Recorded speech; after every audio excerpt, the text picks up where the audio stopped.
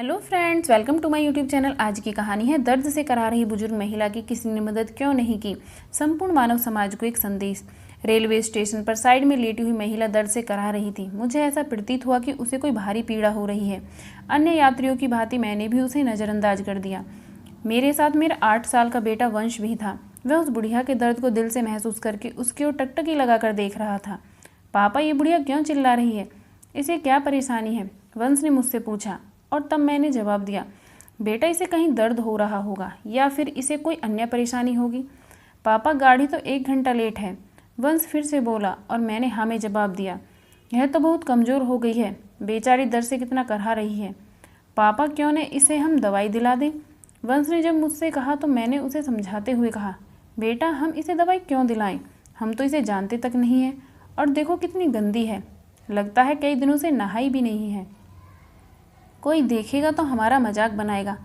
पापा, आप ही तो कहते थे कि गरीबों और असहायों की जो मदद करता है तो भगवान उस पर सदा मेहरबान रहते हैं, इसलिए हमेशा दूसरों की सहायता के लिए अग्रसर रहना चाहिए। और आज आप कह रहे हैं कि कोई देखेगा तो क्या कहेगा, हमारा मजाक बनाएगा।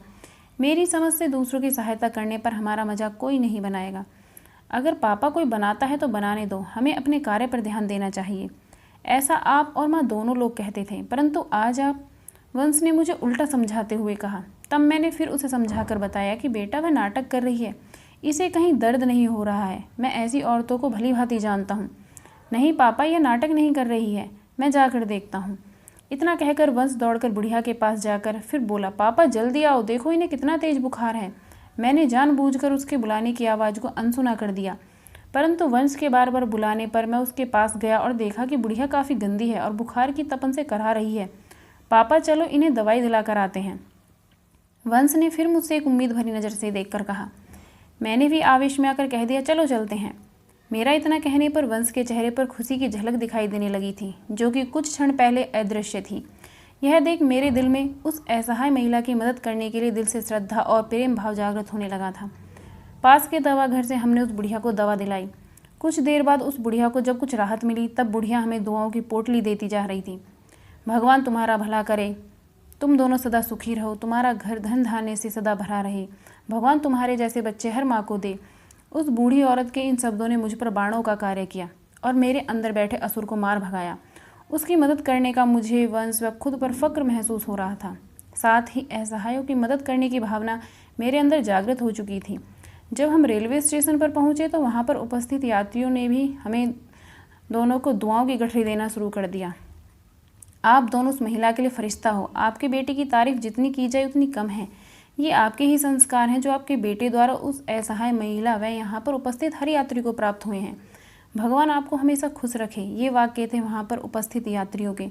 कुछ यात्री कह रहे थे कि हमें इस बालक से सीख लेनी चाहिए, यह बालक समाज के लिए भगवान की एक महत्वपूर्ण देन है। यह सब सुनकर मेरा दिल खुशी से गदगद हो रहा था।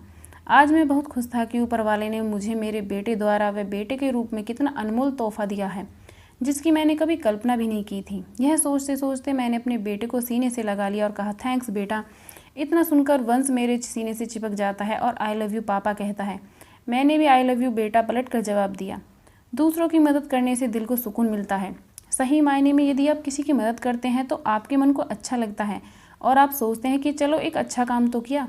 दिल को तसल्ली मिलती है कि आपने एक नेक काम तो किया। वास्तव में दूसरों की मदद करने से हमारे दिल को वो तसल्ली मिलती है जो अन्य किसी काम को करने में नहीं मिलती है। दूसरों की मदद करना एक नेकी है जो धर्म की स्थापना में भी मदद करता है। यदि आप पैसे वाले हैं और गरीबों की मदद करते हैं तो निश्चय ही गरीबों के लिए आप एक भगवान हैं और आपकी मदद से उन्हें लगता है कि जो इंसान सच के साथ होता है भगवान उसकी अवश्य ही मदद करते हैं। अगर आपको ये वीडियो पसंद आई है तो वीडियो को लाइक कीजिए और शेयर कीजिए। अगर आप चैनल पर नए हैं तो मेरे चैनल को सब्सक्राइब कीजिए। Thanks for watching.